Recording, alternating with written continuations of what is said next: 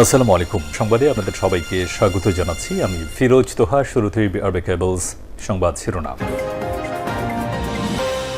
বাংলাদেশের সর্বশেষ গুরুত্বপূর্ণ আপডেট সংবাদে আপনাকে স্বাগত। শুরুতেই সংবাদ শিরোনাম, পরে বিস্তারিত। প্রথমেই জানাবো, শেখ হাসিনা ফিরবেন, রুমিন ফারহানার কেন এমন মনে হয়। ব্রাহ্মণবাড়িয়া ২ আসনে সংসদ সদস্য ব্যারিস্টার রুমিন ফারহানা মনে করেন শেখ হাসিনা আবারও বাংলাদেশে ফেরত আসবে। তবে কেন তার এমন মনে হয়, এসব প্রশ্ন করেছে সাংবাদিকেরা। এই ঘটনায় রুমিন ফারহানা কি জবাব দিয়েছেন, এ বিষয়ে খুবই গুরুত্বপূর্ণ সংবাদ জানাবো, সঙ্গেই থাকুন। এরপর জানাবো, হল দখল করে সন্ত্রাসীদের অভয়ারণ্যে করা যাবে না, শিবির সভাপতির হুঁশিয়ারি বিএনপিকে। কোনো ক্যাম্পাসের হল দখল করে অছাত্র কুছাত্র সন্ত্রাসীদের অভয়ারণ্যে শিক্ষা প্রতিষ্ঠানে সন্ত্রাসী কার্যক্রম করা যাবে না, সরকারের প্রতি ইঙ্গিত দিয়ে এমন কঠোর হুঁশিয়ারি দিয়েছেন ইসলামী ছাত্র শিবিরের কেন্দ্রীয় সভাপতি নুরুল ইসলাম সাদ্দাম। তিনি বলেন, প্রতিটি ক্যাম্পাসে শিক্ষার সুষ্ঠু পরিবেশ রক্ষা করা সরকারের মৌলিক অধিকার।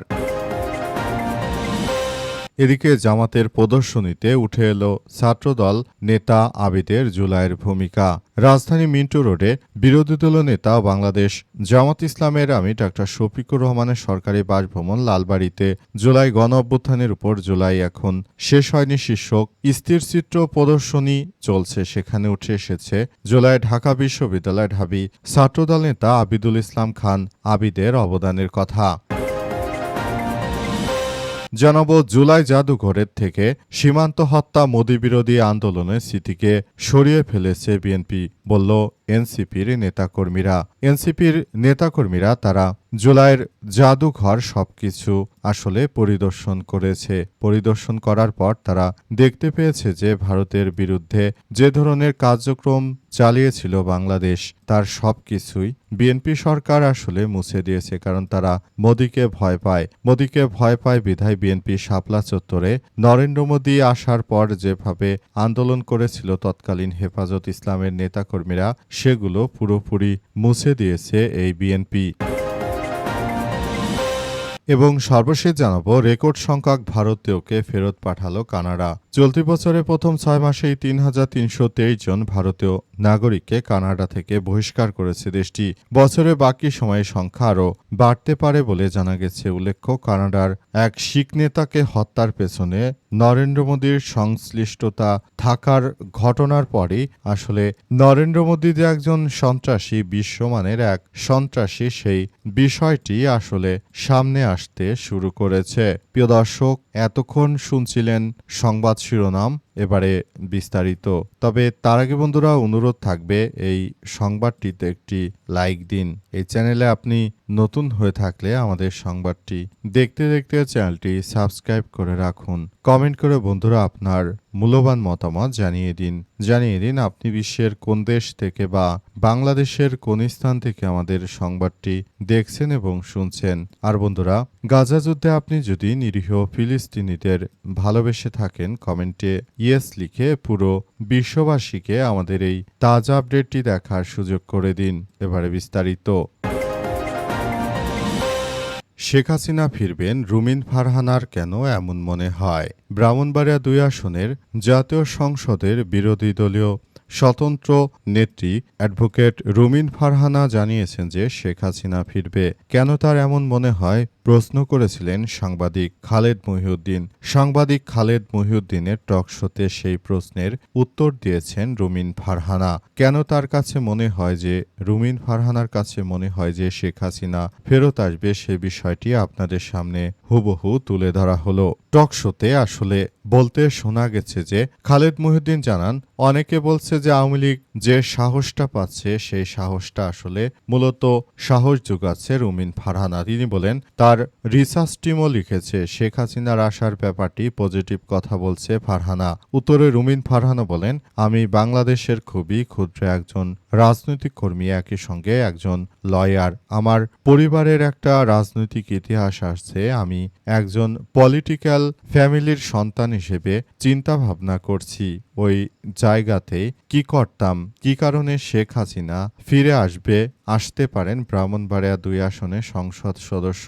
তিনি এসব কথা বলেছেন সেটি তিনি আবারও উল্লেখ করেন। তিনি মনে করেন যে শেখ হাসিনা আসার মতো যথাযথ অপরাধ বিএনপি করে ফেলেছে।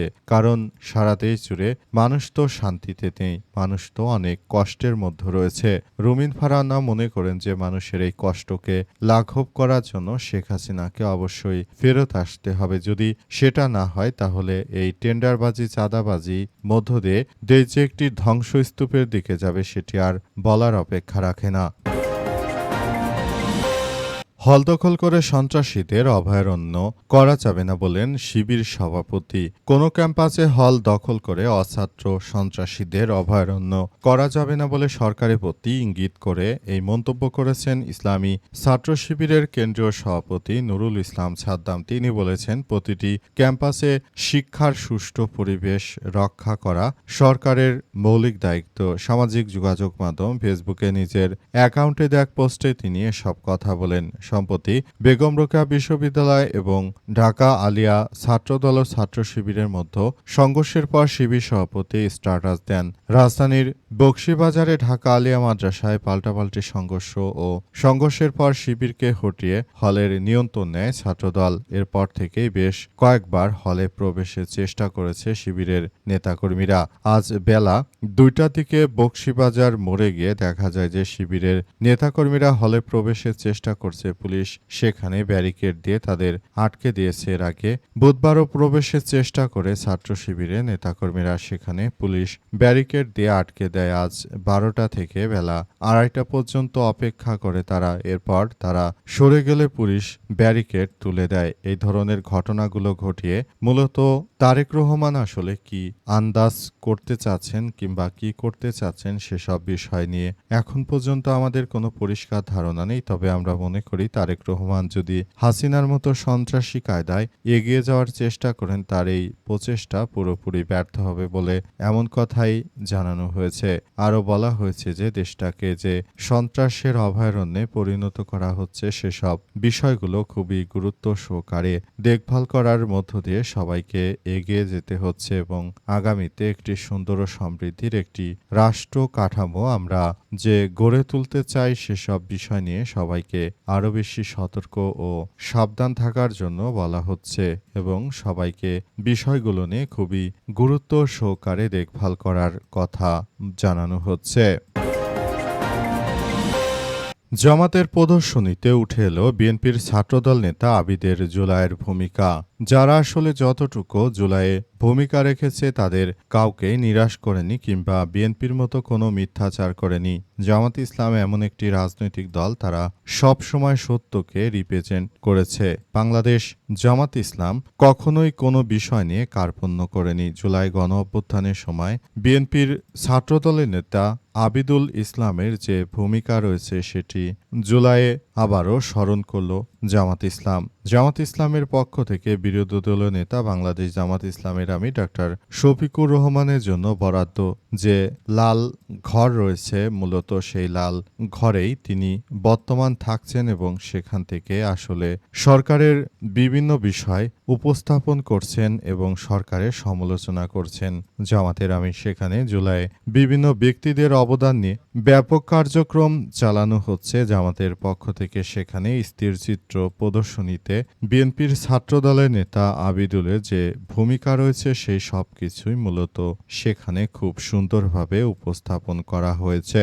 জামাত ইসলাম মনে করে যে যার যতটুকু ভূমিকা রয়েছে তার প্রতিটি ক্ষেত্রেই তাকে সর্বাত্মকভাবে তার সেই ভূমিকার কথা বলতে হবে। আমরা এমন নয় যে এক দফার ঘোষণা দিল নাহিদ ইসলাম আর বলে দিলাম যে জামাতের আমির ঘোষণা দিয়েছে। এটা আসলে হতে পারে না, কারণ এটা মিথ্যা, আর মিথ্যা দিয়ে কখনোই নিজের রাজনৈতিক দলকে কখনো এগিয়ে নিয়ে যাওয়া যাবে না। তাই জামাতের নেতাকর্মীরা সবসময় সত্য এবং আদর্শের পথে থাকার চেষ্টা করেছে সর্বাত্মকভাবে। জাদুঘর থেকে মোদি বিরোধী আন্দোলন সহ ভারতের বিরোধিতা করে বাংলাদেশ যে সব আন্দোলন সংগ্রাম করেছে তার সবকিছু বিএনপি সরিয়ে ফেলেছে বলে জানিয়েছেন গণ অভ্যুত্থানে নেতৃত্ব দেয়া বাংলাদেশ এনসিপির নেতৃত্ববৃন্দরা। তারা জানিয়েছে যে বিএনপির তারেক রহমান গোপনে ভারতের কুখ্যাত সন্ত্রাসী মোদির সঙ্গে আঁতাত করে শাপলা চত্বরে যে অংশ এখানে ছিল যে গণ অভ্যুত্থানের আগে শাপলা চত্বরে যেসব ঘটনাগুলো ছিল মোদি বিরোধী যে আন্দোলন হয়েছিল, কারণ মোদি উড়াকান্দিতে আসার আগে দেশের ভিতরে যে বড় ধরনের একটি বিশৃঙ্খল ঘটনা ঘটছিল সেগুলো সুপরিকল্পিতভাবে আসলে সরিয়ে ফেলেছে তারা। মূলত তারা এমন কিছু করতে চায় যেটা বাংলাদেশের মানুষ কখনোই পছন্দ করে না। তারপরও তারা মূলত এই ধরনের কার্যক্রম চালিয়ে তারা দেশটাকে এক ভয়াবহ বিপর্যয়ের মধ্যে ঠেলে দিতে চায়। এটি আসলে সবার জন্য এক ভয়াবহ বিপর্যয়কর পরিস্থিতির মধ্য দিয়ে যাচ্ছে। তাই আমরা তাদের এই ধরনের কর্মকাণ্ডকে আমরা সব সময় বলতে চাই যে এটা আসলে তাদের নিজেদের কার্যক্রম এবং এটা তারা আমাদের উপর চাপিয়ে দিতে চাইছে।